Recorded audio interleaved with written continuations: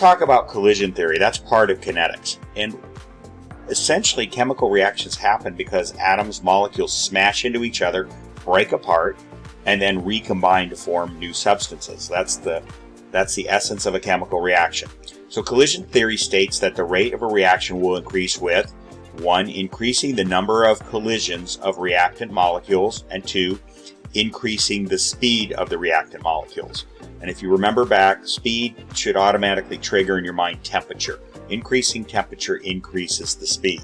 And increasing number of collisions of reactant molecules, that will happen by increasing the speed, but it will also happen by increasing the concentration, that you have more of them packed together in a tighter area. So, a collision must collide with enough energy to create a reaction. The energy required to cause a chemical reaction is called the activation energy. So the energy needed for the reaction to proceed is called the activation energy, and is the highest point on this diagram. So what you're saying is that the potential energy in the bonds of the reactant compounds, that would be A and B in that graph on the left, it has a certain amount of potential energy.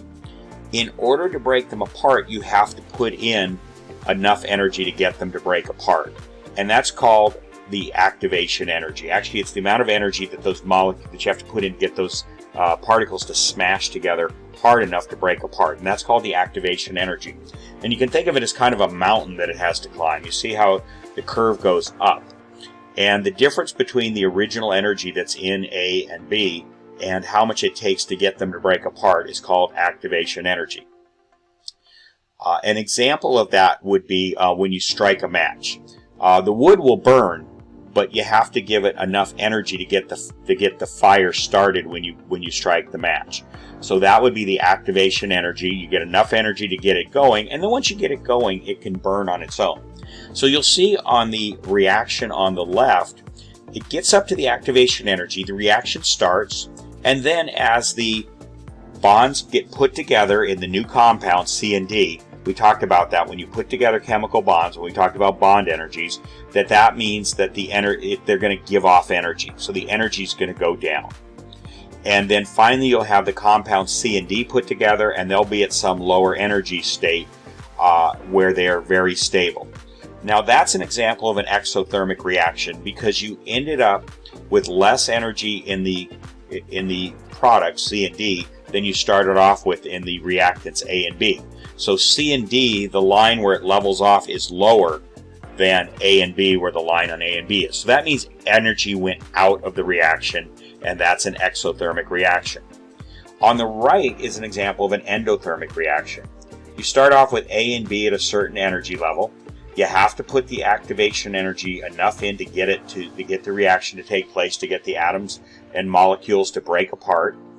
And then it comes back down. As you put together the bonds in C and D, they're getting to a lower energy, more stable point, and that they come together, they're at a lower energy, more stable point, so energy comes out. But you'll notice that CD ends up at a higher energy than A and B. Is that possible? Can the products end up with more energy than A and B? In some cases they can. So we always talk about the products wanting to go to a lower energy state.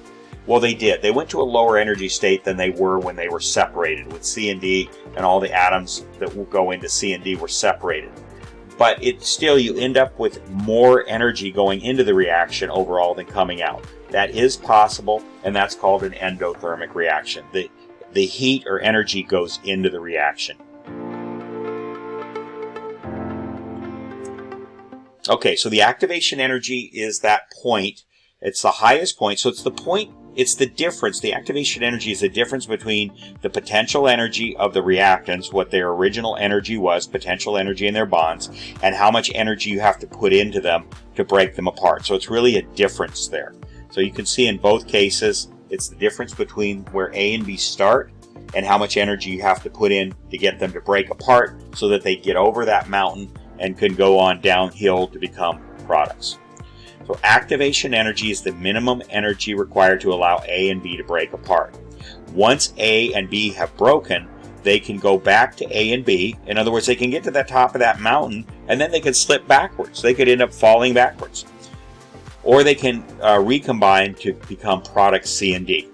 For both endothermic and exothermic reactions, energy must first be put into the reaction and must reach the activation energy.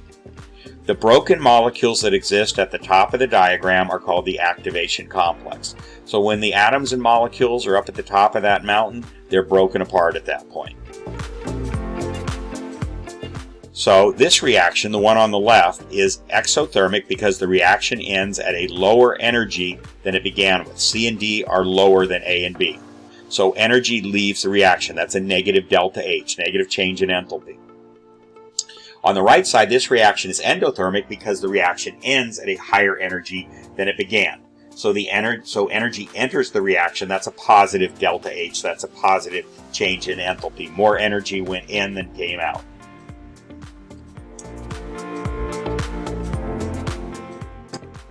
Okay, as temperature increases, rate constant increases. So what this graph is showing you, we said that rate constant kind of is a representation of temperature in a kinetic rate law, but you don't actually put the T for temperature in the rate law, but you use K, and K represents the temperature. So as temperature increases, as you go from left to right on the bottom axis there, the rate constant gets bigger and bigger. So higher temperature means the molecules are moving faster, they're smashing into each other harder, and so the rate constant is going to go up. That means the reaction is going to happen faster. What the curve means is this. It means as you first start to increase the temperature from maybe a kind of a moderate temperature and get it a little bit warmer, then the rate constant goes up a little bit. You can see it. It's kind of a flatter end of the curve. But as you really start to increase to higher temperatures, the rate constant really takes off. It gets steeper. So it increases faster as the temperature is higher. So when you changes in higher temperature will cause the rate constant to change a lot more than changes at lower temperature. So that's what that's simply saying. Okay, the curves below are called a Maxwell-Boltzmann distribution. The area under the curves is the same for all four curves. The red dashed line represents the activation energy, the minimum energy required for the reaction to take place. Higher temperature means higher molecular speed. So kind of take a look at this. The turquoise line, the one at 100 K, that's the one that's at the lowest temperature of those four curves. And you look at it, and every part of that curve, 100% of it, is to the left of that red dashed line. You have to cross that red dashed line in order to have enough energy for the particles to split apart, to break apart. That's the activation energy. So you'll notice that none of the particles, no part of that turquoise curve is to the right of the red dashed line. That means none of those atoms or molecules in that set would have enough energy to break apart. They just don't have enough energy. If you look at 300 K, you have a small fraction of them that are to the right of the dashed red line. That means a few of them will break apart, but not very many. 600 K, that's more, and 1000 K, it looks like roughly half of them have enough energy to break apart and half of them don't. So that's what a Maxwell-Boltzmann curve tells you. You don't need to memorize, the name Maxwell-Boltzmann distribution. Just understand when you see one, what does it mean? So the activation energy on the graph is 1,000 meters per second. None of the molecules under the turquoise curve have enough energy to react. About half of the molecules under the red curve have enough energy to react, to break apart. The Arrhenius equation relates temperature, activation energy, and the rate constant. The Arrhenius equation is this, okay? Looks kind of messy.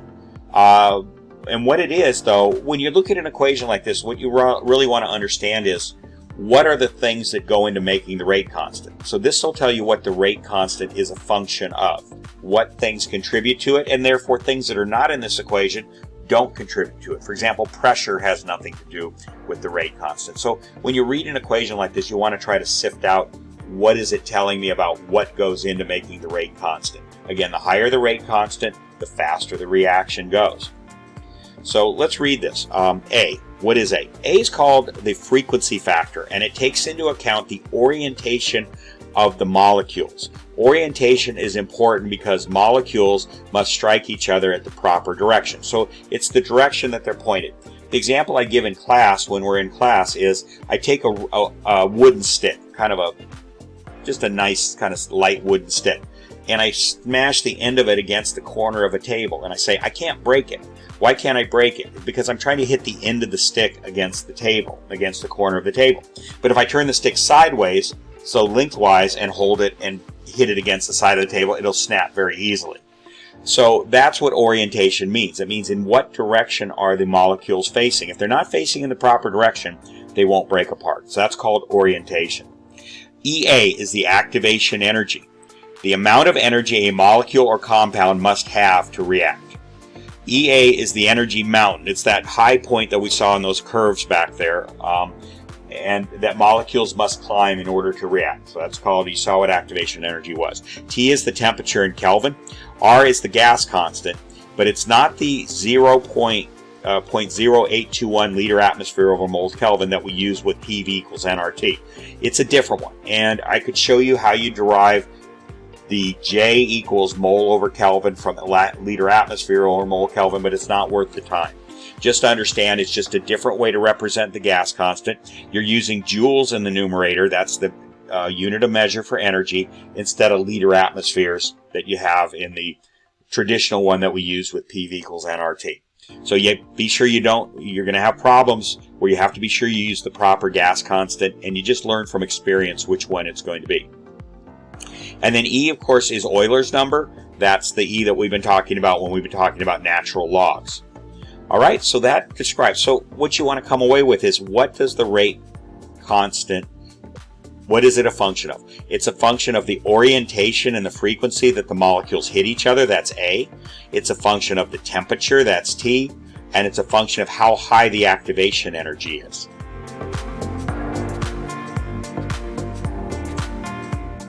So the Arrhenius equation relates temperature, activation energy, the frequency factor to the rate constant K.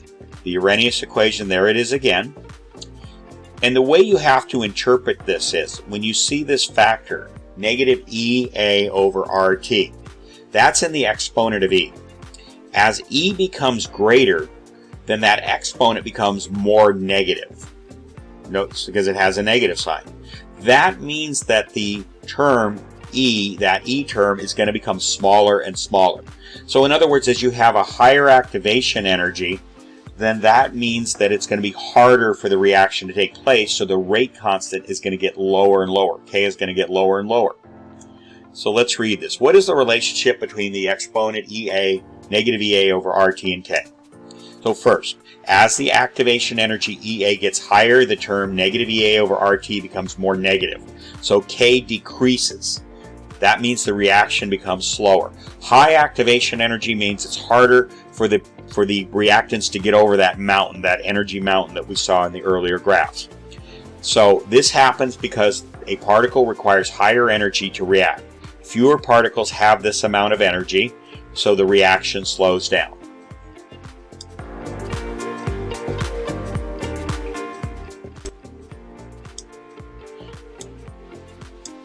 Okay, what is the relationship between the exponent negative EA over RT and K? So let's look at temperature now. So 2, at the temperature T gets higher, the term negative EA over RT becomes less negative. Okay, I know it seems weird because it's in the denominator, and you'd think as that gets bigger, it's going to make the overall fraction smaller. It is. It's going to make EA over RT smaller, but remember, it's a negative, and a negative exponent makes something smaller. So you kind of got to get your mind wrapped around that. As EA over RT becomes smaller and smaller, then that negative overall, with the negative sign there, it doesn't decrease K as much. So K increases the faster reaction. The really only way to see it is by plugging in some numbers. This happens because higher temperature puts more energy into the particles, so more particles reach activation energy and speed up the reaction. That's all you have to realize, and this is common sense. Increasing temperature is going to make the reaction happen faster, so K is going to increase when you increase temperature. Okay, finally, let's look at A. The term A is called the frequency factor. This takes into account the frequency with which the particles collide. And that is somewhat a function of temperature, but it can be a function of other things as well, like the number of moles. The frequency with which the particles collide, and the orientation. Are they pointed in the right direction? Now you may ask, how can they measure the orientation? How do you put a number to that? And the answer is, I don't know. But none of your chemistry book, your textbook won't explain it either. It's just something that they come up with through experiments as to whether the A is a bigger number or a smaller number. Only particles that are oriented, pointed in the right direction will break apart. So you can clearly see as A gets bigger, K will get bigger. The Arrhenius equation relates temperature, activation energy, and the rate constant. And also the frequency factor, I should add into that. Okay, so what you can do is you can take the natural log of both sides. Here we go again with natural logs.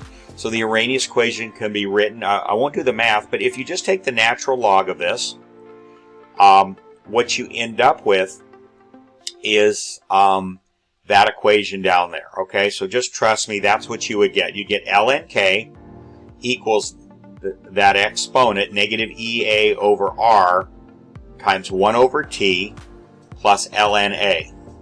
And it's been broken up in such a way that it forms the equation for a straight line, y equals mx plus b. So the independent variable is 1 over temperature, that's the x in that equation, and the dependent variable y is the natural log of k. The natural log of A is going to end up as the y-intercept in that equation. So why do we use natural logs, ln? To create a straight line of the data. Okay?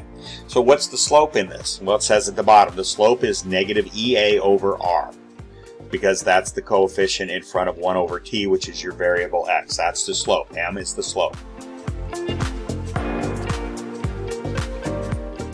Again, don't worry about deriving the math. Just kind of learn the equation, and the equation can be written down on a piece of paper. We can calculate K at a certain temperature if we know K at another temperature. So again, there's more math that I'm not going to show you here, but you can take the K for a certain temperature T, let's call this T in this equation here T1, write the equation a second time for a different temperature T2, and then that means you have a K1, this would be K1, and then you write the equation a second time for K2. And when you put those together, again, so earlier we said, let me just read this. Earlier we said that the rate constant K is a function of temperature. Remember the glow sticks. You guys didn't get the glow sticks, okay, because we're not in school. You would have gotten to see glow sticks. But what happens with glow sticks? They become brighter in warm water because the reaction happens faster. We can apply this equation twice to the same straight line to find different rate constants at different temperatures. Again, we will not show the math, so here's the equation. Here it goes. There it is. It's the natural log of K2 over K1 equals negative, that slope that we just said that was a slope, EA over R, and then it's times the difference in temperature, or the reciprocal of the difference in temperature. Again, don't worry about how they got the math on this. It's just basically taking that equation up there, making it a second time, and putting it together. So we know that K changes with temperature. This equation gives us a way to take the known rate constant K for a particular known temperature and figure out the rate constant at a different temperature. So in other words, we know the rate constant at a certain temperature, and we want to know what it is at a different temperature. We can figure that out using this equation. So the activation energy for the following first order reaction is 102 kilojoules per mole. The value of the rate constant K is 1.35 times 10 to the negative fourth at 35 degrees centigrade. You have to convert that to Kelvin, so that's 308 Kelvin. What is the value of K at 0 degrees centigrade, which would be 273 Kelvin? So in other words, we know the rate constant at 35. We want to know what the rate constant would be at 0. So think about it. Would the rate constant at 0 be a bigger number or a smaller number than at 35? Think about that. Well, it would be a smaller number because 0 degrees is less than 35, so there's going to be a lower temperature, means the molecules aren't going to move as quickly, and therefore the reaction is going to go slower. So we'll actually just plug some numbers in. Even though it looks like kind of a intimidating equation, it's really just plugging in numbers and being sure you don't make a math mistake.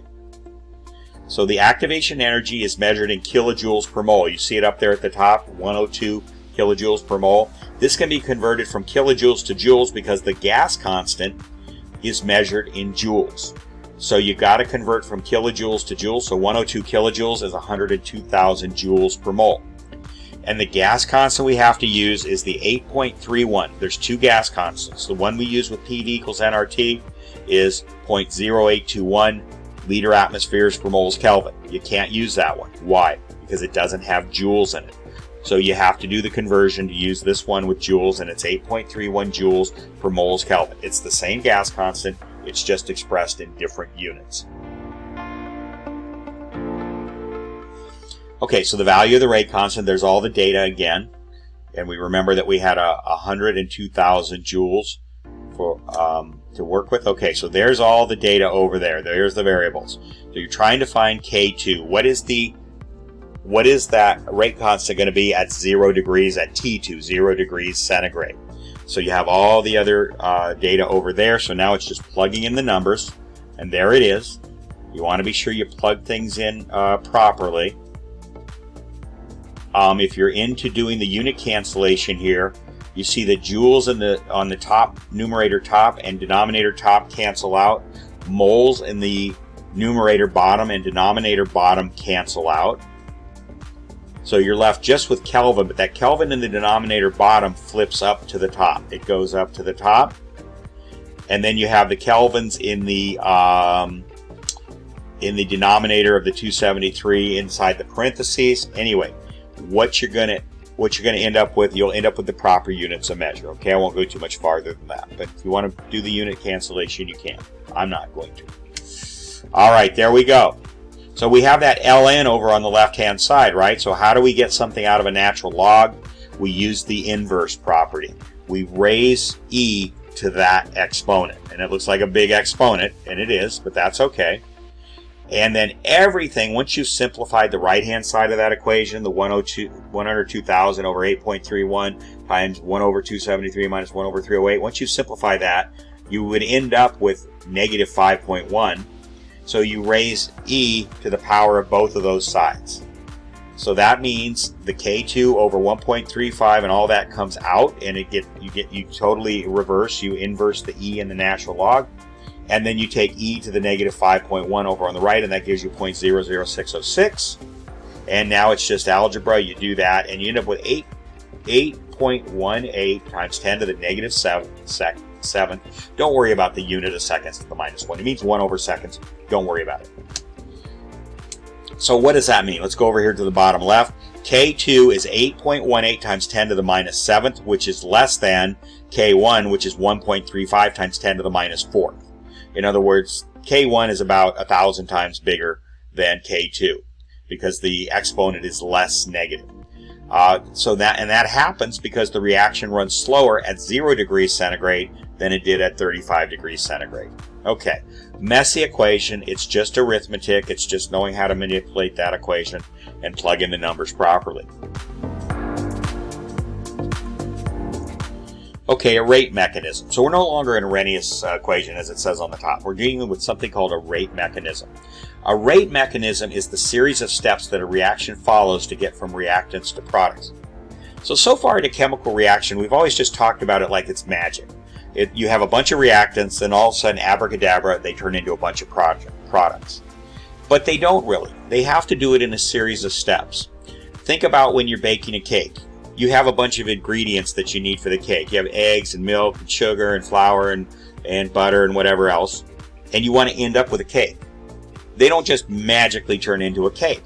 You got to do a series of steps, right? With the eggs, you got to do them. You got to put them together. You got to stir it around. You got to do all that. You got to mix everything. You got to put it in the oven. You got to bake it, and finally you come out with your cake. Well, it's the same thing here. Chemical reaction doesn't just happen. It happens in a series of steps. Sometimes it's fairly simple. Sometimes it can be very complicated. In this class, we'll only deal with some pretty simple rate mechanisms. So it's a series of steps that gets you from the reactants to the product. So let's go ahead and jump into some examples and we'll see. For example, the reaction 2NO plus O2 gives you 2NO2. You can see that's a balanced reaction. It's a pretty simple reaction. Okay, so that does not happen in one step. So the reaction consists of two steps. In the first step, you have NO and NO molecules smashing together and producing N2O2. Then in the second step, the N2O2 combines with the oxygen and that produces 2NO2. So those are the two steps. It doesn't just happen magically in one step. It takes two steps for that to happen. First, you have to break apart. You have to break apart the NOs, and then they recombine as N2O2. And then you take the N2O2 and the oxygen that you had at the beginning. You smash those together. You break them apart, and they end up as 2NO2, which is the final product in the original reaction up there above. Okay? So NO2 does not appear in the original reaction, but it appears as a product in step 1 and is consumed as a reactant in step 2. That's called an intermediate. So you're actually making a substance in the middle of this reaction that gets produced in step 1, and then it totally gets used up in step 2. You don't see it at the beginning of the reaction. You don't see it at the end of the reaction. That's called an intermediate. Each of the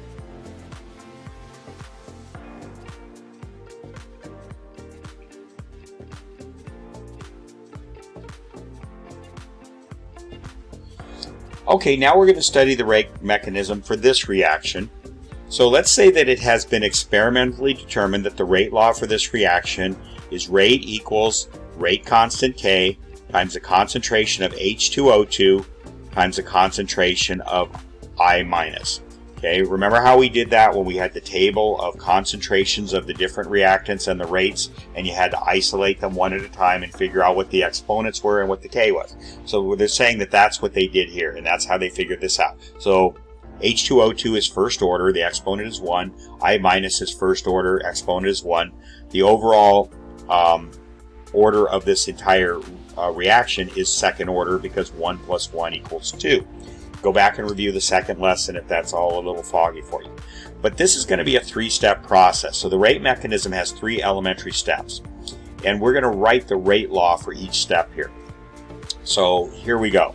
So step 1 is, and you, by the way, you don't figure these out. They have to be given to you. So just, take a deep breath and say, oh my gosh, where did this come from? You don't have to know that.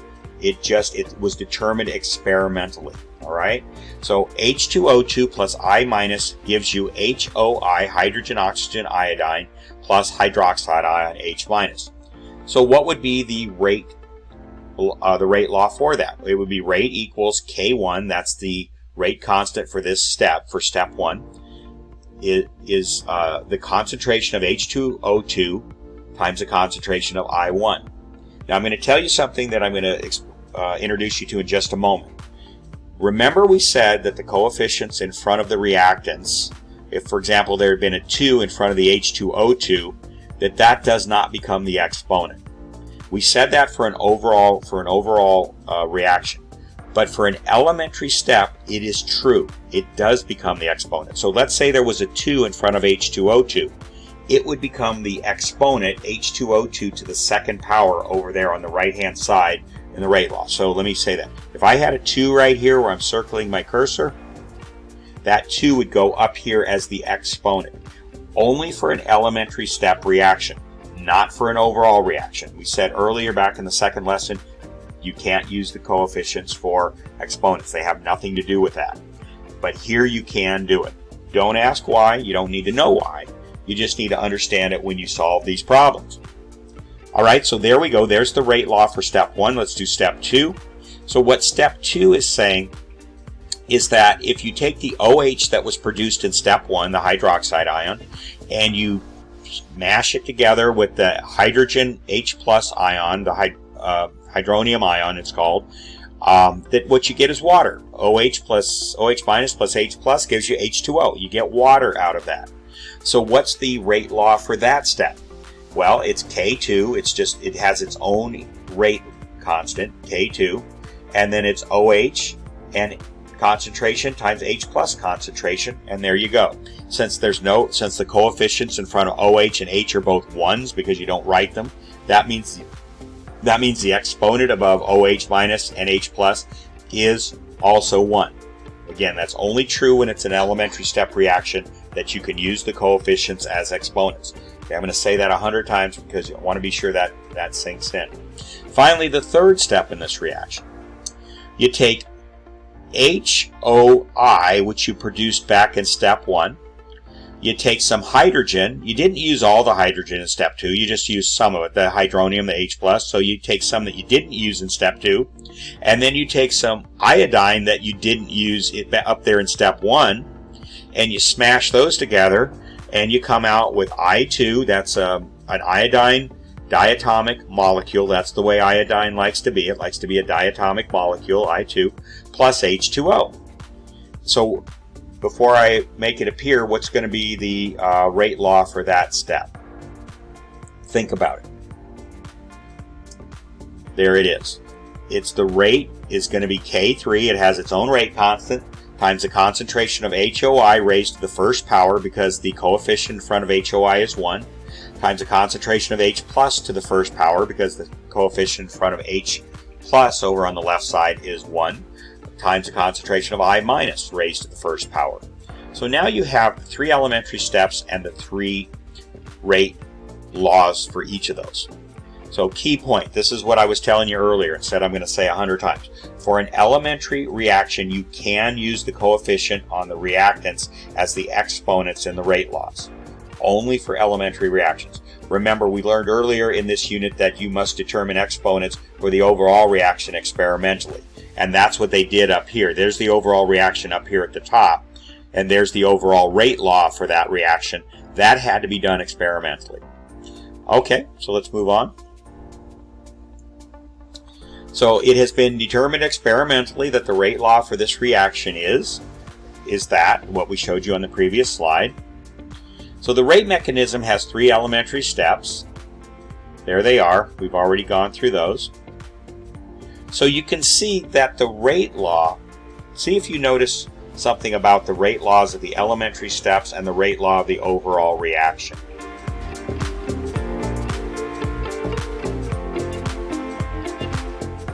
Well, you can see that the rate law of the overall reaction is the same as the rate law of step 1.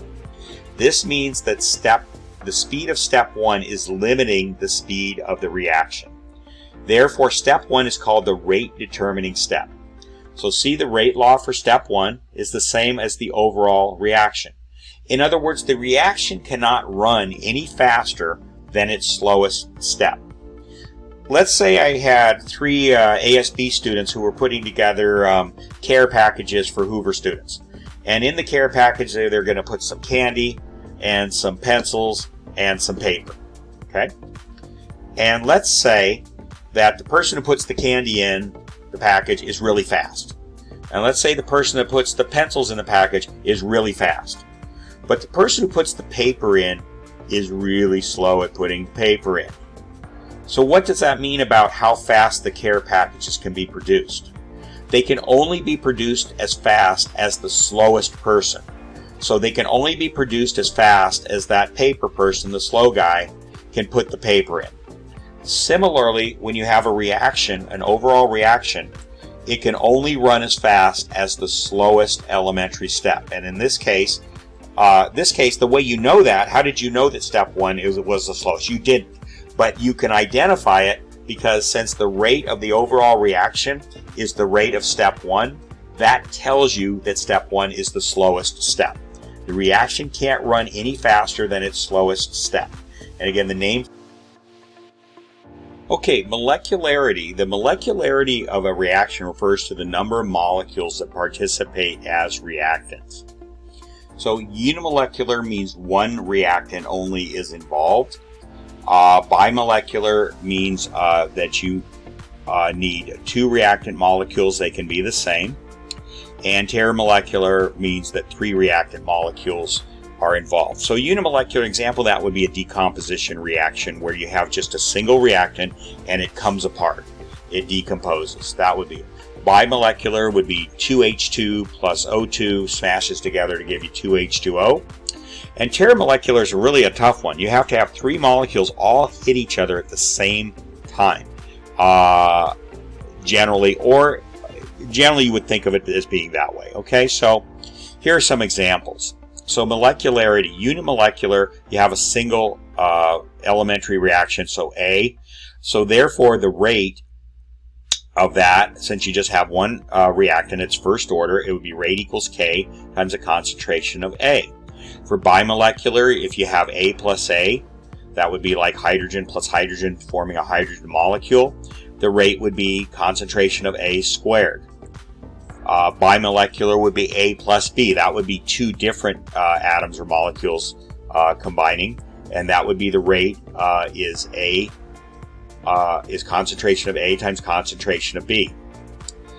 If you have terramolecular, you have A plus A plus A, and that would be rate equals K, A raised to the 3rd power. And terramolecular A plus B would be A squared B on the concentrations over there on the right. And terramolecular of 3 different molecules or 3 different reactants would be A plus B plus C, would give you a rate of A plus B plus C. So you'll notice something here. In the first bimolecular one where you have A plus A, you notice that what you have is you can raise that to the 2nd power. When you have A plus B, then A is first power, B is first power. When you have A plus A, then that's A to the 3rd power. When you have A plus B, you have A to the 2nd power, B to the 1st power, and A plus B plus C, everything's to the 1st power. So you'll notice that you can use the coefficients of A if you add them up. So A plus A is 3 A's. So that means your exponent would be 3. That's why in an elementary reaction, the coefficients can be the exponent in the rate law.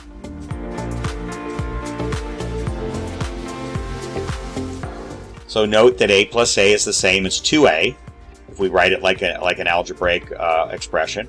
If we rewrite the reactions in this format, they appear as follows. Okay, so it's what I was just saying. All right. And you can see that the coefficients are going to be the exponents in the rate law. So that's why you can do this if they're dealing only with elementary reactions. This is true. So you can see that the exponents in the rate laws do equal the coefficients of the reactants. This illustrates the point made earlier that for elementary reactions only, you can use the coefficient on the reactants as the exponents in the rate laws. Compute the rate law for the reaction without using experimental data, but using the rate mechanism shown below for the reaction. So we're going to take this reaction, so it's 2N2O. Well, it's a decomposition reaction, and it will break down into 2N2 plus O2. And that is a balanced reaction if you check it out. So since the first step is slow, and the way you know that is because the heading says mechanisms with slow initial step. So we're going to assume that the first step is slow. Its products, N2 and O2, immediately become reactants for step 2, and the overall reaction is completed. So here's the first step. This is happening very slowly. So N2O is breaking into N2 and O, and that's happening very slowly. The fast step is the next step. Now, what does slow and fast mean? It just means that the slow step is slower than the fast step. There's no specific amount of time we're putting on them. We're just saying that it's slower than the fast step. So what that means is the second step needs to have some N2O. So not all of it was used in this first step. You see N2O is a reactant in the first step. It's also a reactant in the second step. Not all of it is used in the first step. But what the N2O in the second step needs is that oxygen that was a product in the first step, in step 1.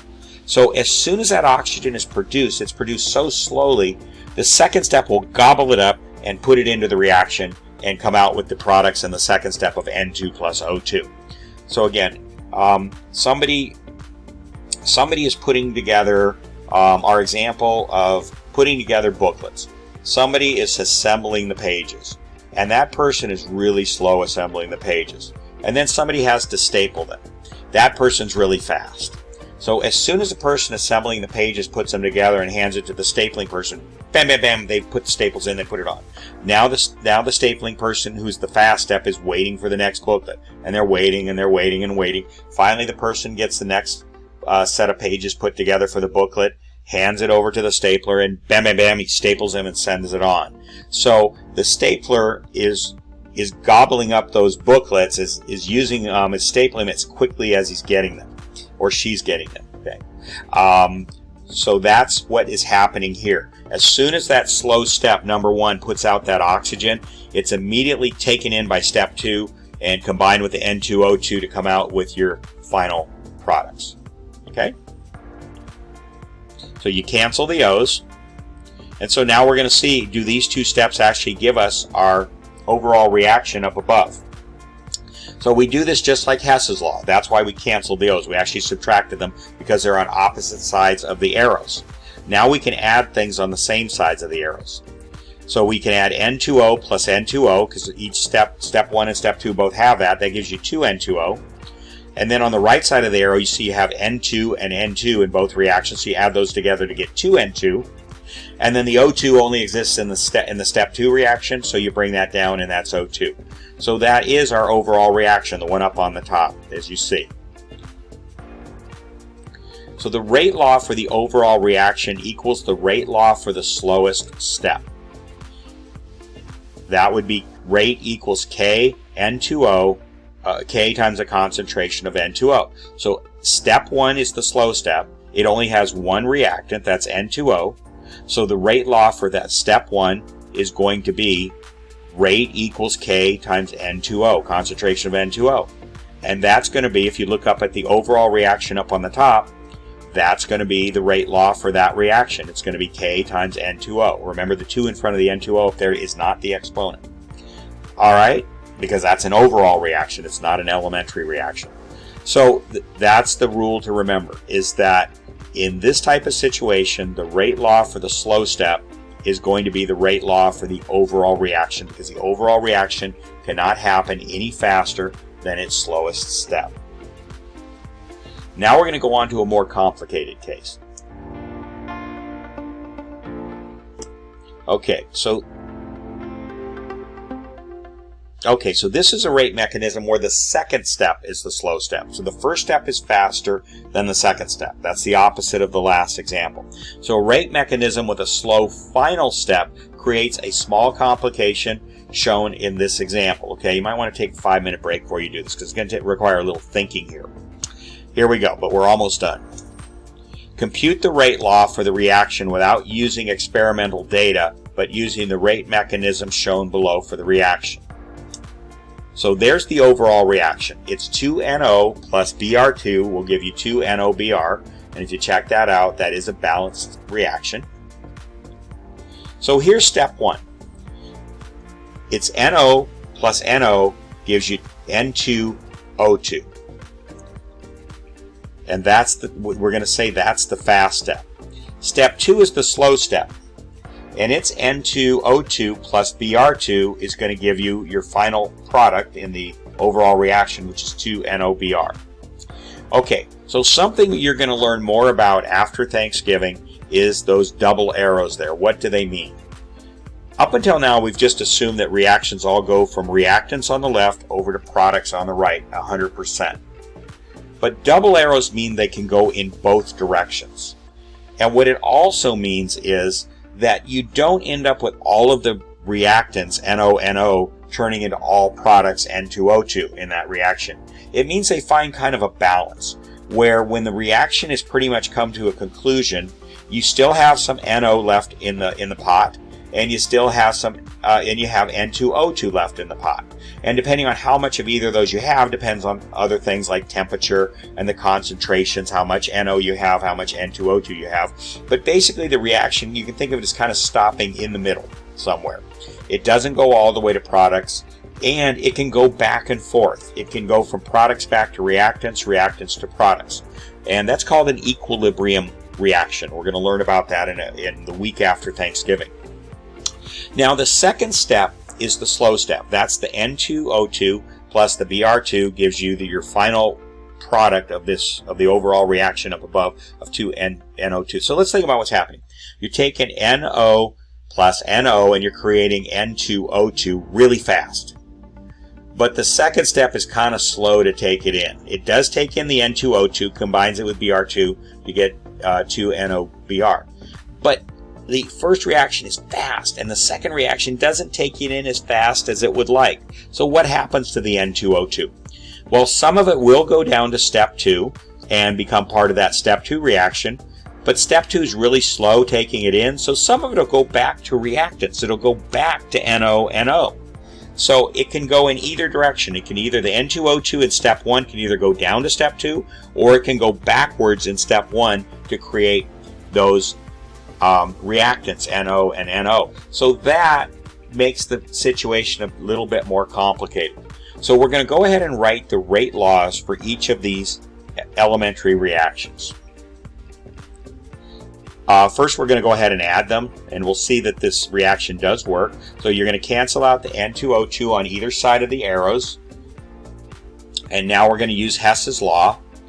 So what we have is NO plus NO up above, and that gives us 2NO, just like algebra. And Br2 comes down, that's Br2.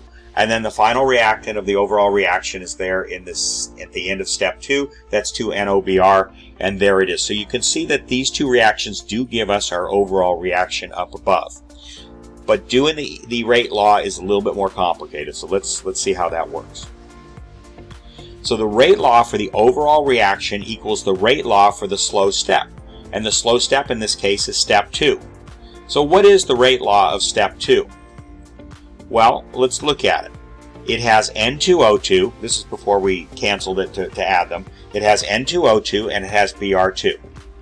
So it's going to be, rate law is going to be K N2O2 with an exponent of 1 because the coefficient in front of N2O2 is 1, times the concentration of Br2 also with an exponent of 1 because the coefficient in front of Br2 is 1. So again, we're looking at step 2, the slow step. So that's the rate law, but here's the problem. Look at that rate law. It has N2O2 in it. Look at the overall reaction up above. There's no N2O2 in that overall reaction. So that can't possibly be the rate law for the overall reaction. The overall reaction has to only have NO and Br2 in its rate law. So this seems to violate our rule that the slow step rate law is going to be the rate law for the overall reaction. Well, it doesn't. It's just we have to do some chemistry math manipulation to get it to do that. In other words, N2O2 is what we called an intermediate. It's produced in the first step, and it's totally used up in the second step. So it doesn't exist in the overall reaction. It doesn't exist up there in the overall reaction. So it cannot be in our rate law for the overall reaction. The only things that can be in the rate law for the overall reaction are NO and Br. The two molecules that you see up there in overall reaction. So how do we solve that problem? Okay, so here we go. Pay attention, and you might even want to listen to this a few times. Okay. So, but there's a problem. The temporary rate law includes an intermediate N2O2. The final rate law should only include the reactants in the final equation, NO and Br2. For this reason, we need to find a way to express N2O2 in terms of NO and Br2. So we have to get rid of that N2O2. So here's how we do it. So we got to take step 1 here. And what you notice is it's a reversible reaction. It goes in both directions. So we're going to write it as two separate reactions. One that's going forward from left to right, which is the way we're normally used to thinking of it. And then we're going to take it and flip it around and write it in the other direction. So this is a reversible reaction, which means it can go both ways. So it can be written with two different rate laws, one for the forward and one for the reverse reactions. So watch how we do that. So the forward reaction is just what you would think it is. It's NO plus NO gives you N2O2, and it's only going from left to right. Now the rate law for that would be rate equals K, rate constant, F. That stands for rate constant for the forward reaction. And since you have NO plus NO, it's going to be the concentration of NO squared. That makes it a second order a second order reaction. Okay, a second order rate law. Okay, now let's do it in the other direction. We just flip the equation around, so the N2O2 is on the left and the NO are on the right. So the way you would write that is the rate is K reverse. That subscript is a little r for reverse, in the reverse direction. And that's simply going to equal the only reactant, the concentration of the only reactant you have in this reaction, which is N2O2. So you have two different rate laws for the forward and reverse. So one thing you need to understand about a reversible reaction, an equilibrium reaction, is it's not just standing still. Reactants are turning into products, and products are turning into reactants. But at equilibrium, those two things are happening at the same rate. Okay? If we were in school and I had 30 students in my class, and the teacher next to me, Mr. Andrews, had 20 students, we'd have an equilibrium. We'd say he's got his 20, I got 30. Okay. Now, if 5 students go from my class to his class, and then 5 different students come from his class back to my class, then I'm still at 30 and he's still at 20. If 2 students come from his class over to my class, and then I send 2 different students over to his class, then we're still at 30-20. So that's an equilibrium. We're keeping our 30-20 classroom sizes, but it's called a dynamic equilibrium because the students are going back and forth. They're not just staying in one classroom, they're going back and forth. The same thing is happening here. Products are turning into reactants, and reactants are going backwards and turning into products, but they're doing it at exactly the same rate at the same time. That's why it stays in equilibrium. And so these two rate expressions over here have got to be equal to each other. They've got to be moving at the same rate forwards and backwards. So the reaction which will reach an equilibrium, which means that the forward and backward reactions will happen at the same rate, and we can equate the two rates. So watch what we do. We would simply do that the K forward, the rate constant of the forward, times the reactant of the forward reaction, which is NO squared, equals the rate constant of the reverse reaction times the concentration of the reactant of the reverse reaction, which is the N2O2. So just stop for a second, pause the video, look at this, and be sure you're comfortable with what's going on there, okay? They have to be going back and forth at the same rate, so you set them equal to each other. Now what we can do is do a little algebra. We can solve for N2O2. And we do that by dividing both sides by Kr. So if you divide both sides by Kr, over there on the right you see that N2O2 concentration equals Kf over Kr times NO squared. Alright, so now we've taken this N2O2, which we're not allowed to have in our final rate law, and we've expressed it in terms of something that we can have in our final rate law, which is the NO. So it's Kf over Kr. Now you say, what are those? Well, it doesn't matter. You're going to see in a second. Times the concentration of NO squared.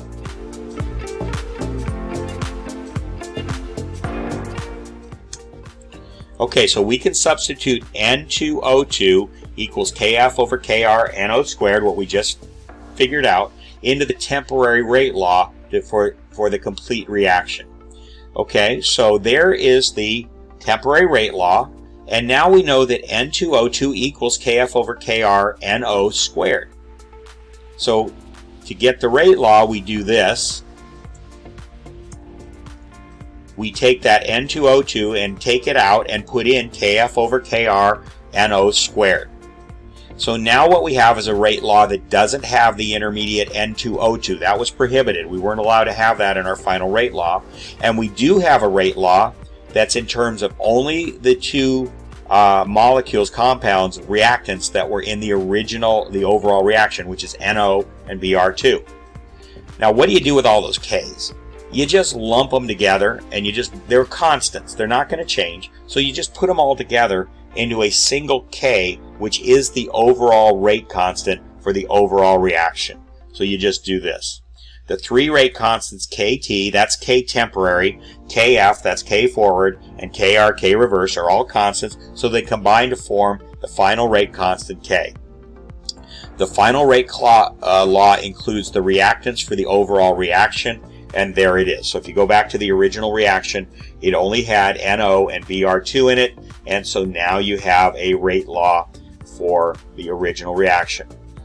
I would recommend you watch these last 10-15 minutes when I explain this several times. You're going to work some problems with this, and once you work a few problems, it will make sense to you. Okay, one last concept is catalysts. A catalyst speeds up a chemical reaction without being part of the reaction. A homogeneous catalyst exists in the same phase as the reactants. That's liquid-liquid, solid-solid, gas-gas. For a catalyst to work, it must do at least one of the following: increase the number of collisions of reactant molecules, or lower the activation energy for the reaction AE. So it can do either one of those things. If you took biology, a biological catalyst is called an enzyme. Enzymes are specific to biology, but catalyst in general means it could be any type of chemistry. It's something that speeds up a reaction. The reaction pathway shows the activation energy, the highest point on the curve, is lowered in the presence of a catalyst. The beginning and ending energy levels are not changed. So what would happen if we were doing one of those elementary mechanisms that we were just doing with slow steps and fast steps? If you have a catalyst, it appears at the beginning of the first step, and it appears at the end of the last step. In other words, it does not get consumed or changed by the reaction. It just has a way, we don't have to get into the details of it, of speeding up the reaction. But it does not become a part of the reaction. So again, it would be at the beginning of the first step and the end of the last step. And when we do work some of the problems, you're going to see that. Okay? All right, that's it. If that made your head hurt, here's the good news. We're done with kinetics, but you're really not done with it. You need to study this. It's about 85 or 86 slides that I went through in 3 videos. Watch them a second time, watch them a third time. There's a long problem set to go with this, and I'm going to get that up by Wednesday morning, and you're going to have basically 5 days to work on that. You should plan to work on this over the weekend. It is a lot, and I got to just say, guys, this is a challenging subject, and it's going to take some serious effort on your part. Okay, you're capable of doing that. I believe in you, and I would just come to me for help more often if you have issues with this. Don't just give up on it quickly. Don't give up on it at all. All right. So